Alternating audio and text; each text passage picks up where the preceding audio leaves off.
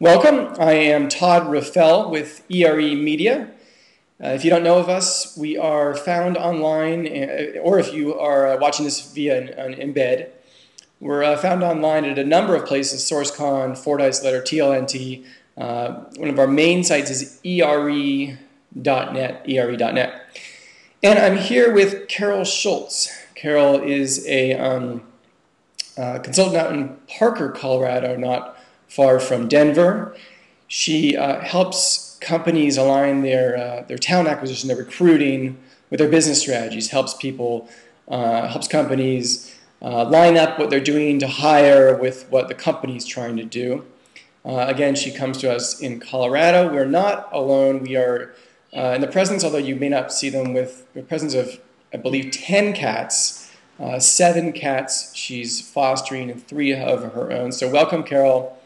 And Carol and I have been talking about a couple recent articles and videos we've had on ERE where we talked about the need to push back a little to hiring managers if a recruiter says that, if a recruiter feels like there was something in a job description, a requisition, a job ad, and so on that wasn't necessary, or maybe something that should have been in there but wasn't. Either way, that we've been talking a bit in recent videos and articles about the need to push back. And Carol said we really need to take that conversation a step further and talk about what to talk about. Not just that you need to talk to a hiring manager, but how do you approach a hiring manager? What do you say to them? So with that, Carol, share a thought or two on that. And you had a good story about that too. Yeah, thanks, Todd. It's great to be here with you. I had a conversation with a former client of mine. I've known him for, close to 20 years. He works for a very well-known company. He owns half the eastern United States and has somewhere in the neighborhood of $200 to $300 million of revenue in his group. Mm-hmm. And we were talking about some of his recruiting challenges. And he said to me, my boss knows what he wants us to hire. We have a specific profile mm-hmm. of candidate within the sales capacity, which is what he does. And he doesn't want to worry about, or he doesn't have time for all the details of who, what, why, where, and when. Mm-hmm. Well, I asked him, when you look at your profile, does that candidate want to come work for you? Mm-hmm. And as he paused, from 2,000 miles away, like a deer in headlights, yeah. He said to me a few seconds later, he said, well, I don't know, probably not. So herein lies the problem, where companies think they know what they want, and maybe that is what they want, but maybe that person does or does not want to work for them, in which case maybe it's a branding issue. I mean, it could be a multitude of other issues. You have to have a good relationship originally with the hiring manager to be able to say something like that, I imagine, right? Otherwise you'd feel like, oh, they want what they want and I just kind of have to fill the job and then that's it. You're right, and that can be a real challenge. Now, listen, I've known him for 20 years. I could say anything to him. Mm-hmm. With that said, remember when you were a kid and your mom told you something that you didn't really want to hear, so mm-hmm. maybe you just didn't listen to it? Right. It's kind of the same thing. You have to build a relationship with that manager you're working with. Mm-hmm. So that he or she really looks at you as a partner in collaboration. Like you're not there to make their life more difficult. You're there to make their life easier, and so that everyone comes out looking like a hero. Do companies do that? Or another way of asking the question, what % do you think of recruiters are able to have these conversations or do have these conversations? How many companies or how many recruiters do you think are able to go to a hiring manager and say, you know what, you're asking for this and it's not necessary, or you're asking for this but you really need to be asking for that because that's what's going to attract the right person mm-hmm. who's going to help your business?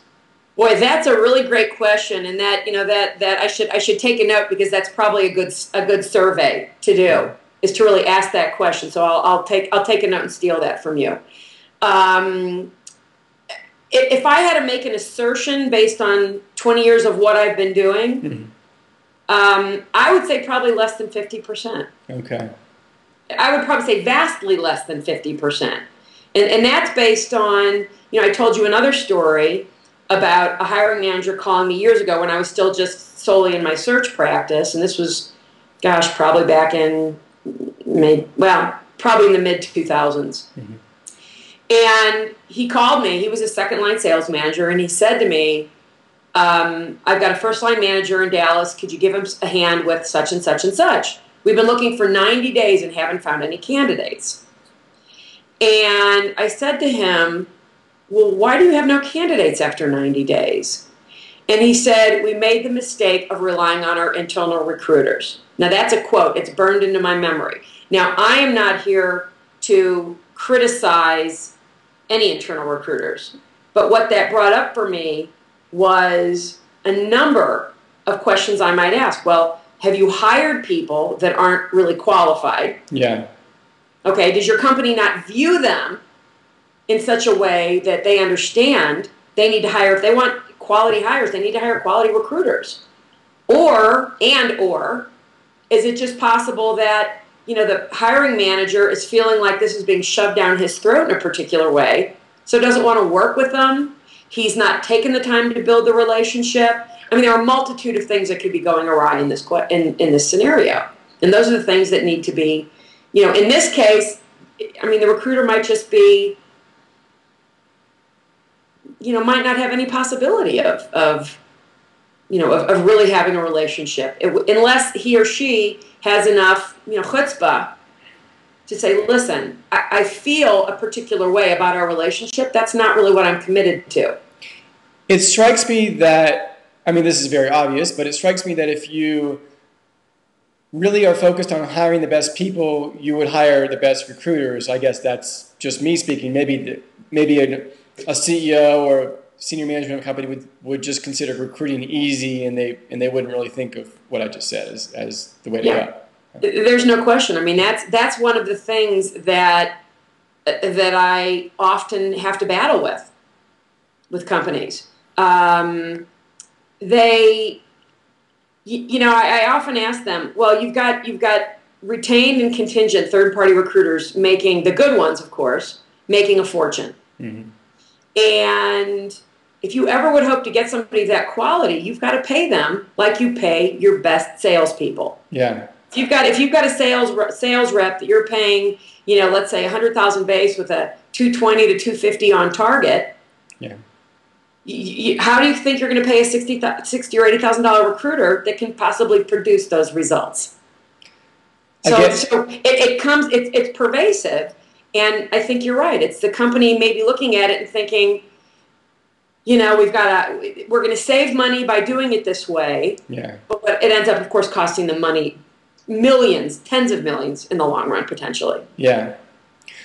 On that happy note, I think we're going to wrap up, and we can continue these conversations again sometime. We were talking beforehand, and we came up with a number of topics without even trying that would be good to talk about later.